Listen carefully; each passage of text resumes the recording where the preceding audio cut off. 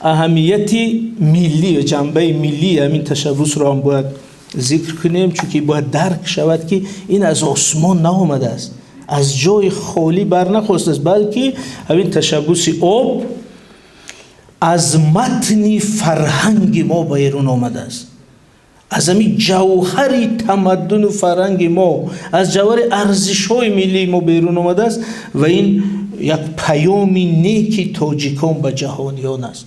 پیام ملتی که در سرگاه آب نشسته است، در فرهنگش آب جایگاه محوری دارد و البته ما جایگاه آب در فرهنگ ما یک بحث بسیار بزرگ است رو نمیتونیم اینجا مطرح کنیم. اگر هم خیلی سرسری ذکر کنیم، بینید آب در فرهنگ ما از این فرهنگ باستانی تا امروز، از اوستا تا امروز یک جایگاه محوری دارد. همه شهر و دهه و روستاهای ما در کنار آبند و یک ورزا روید، از ورزاب و چنگاب و تکاب و دوغابا هم خیلی سرش نامی همش پر آب و اصلا ما آبادی ما در اطراف آب است. خودی آب رمزی آبادی، خودی کلمه آبادی از ریشه آب است در ما، یعنی پیوست بین این دو چیز.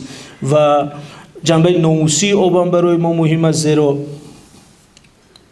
کلمه آبرو از همین ریشه آب، یعنی اگر آبرو ریزد او روی خشک است دیگر، روی بینور است، روی بنابراین حتی کلمه آبرو را از همین فرهنگ ما با آب پیوست کرده است و آب رمز وحدت. شما بدونید آب اگر 100 پاره گردد باز با هم آشناست.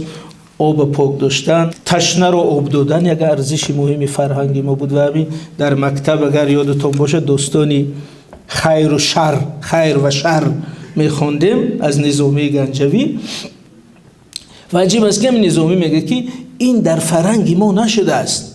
همین خیر و شر این داستانی چینی است که بانوی چین زی چهره چین بگشاد، هم خیلی سرمش که وز رطب جوی انگوبین بگشاد، یعنی زنی چینی خسرو ایره نقل کرده است، همچون قصه چینی که همین خیر و شر در بیابون رفتن و شر جنایت اساسیش این بود که آب نداد به رفیقش و همین آب ندادن رو ادبیات ما محکوم کرد است، فرهنگ ما محکوم کرد است. بنابراین این یک جنایت است در ادبیات ما.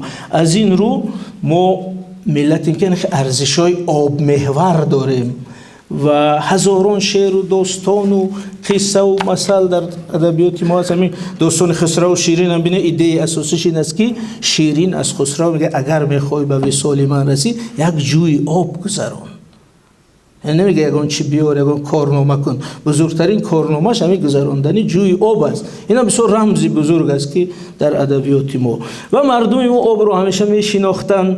شما همین بحثی ابو علی سینا با شیخ ابو سعید هست درباره ای که آب. استاد قناعت در داستانی گهواره سینا به فکر میگن اگر در آب باشد آب گینه، اگر پر آب باشد آب گینه، یعنی بحث میکنن که اگر آب، یعنی که آب رو هم در حالت مایع میشناختن، هم در حالت جامد یخ، هم در حالت بخار. در این بحث سینا با ابو سعید او میگه که اگر ظرف پوری آب باشد و در بیرونش آب باشد، اگر یخ حجمش کلان شود کدامش پیش بهتر کد. یعنی سوالای کاملا جدیدترین علمی و درباره آب گپ بسیار است و میخواستن که در یک مثال بینیم که همین آب رو تا چی حد گذشتگان ما زیبا درک میکردن. همین یک بیتی بزرگی سبک هندی است، اونجا میگه که زیاران کینه در خاطر یاران نمیماند، بر روی آب جای قطره باران نمیماند. شما میگید که ما همین هر روز میبینیم خیلی آب باران میچکد روی آب، یک لحظه بعد هیچ جای اثری از اون نمیماند. ما همین رو مشاهده میکنیم که شاعری ما، فرهنگی ما چگونه ای را زیبا تصویر کرده است که در روی آب جای قطره باران نمیماند، زیرا آب و باران از یک جنسند، ترکیبشون یکشی است و این میارد به دوستی. زیاران کینه در خاطر یاران نمیماند، از دوست آزار اگر رسید پس از لحظه، پس از ساعت، پس از روز وی باید برود، زیرا دوست با شما از یک جنس، از یک ترکیب، از یک اندیشه است. بنابراین از همین آورده است یک تحکیم برای ایده دوستی.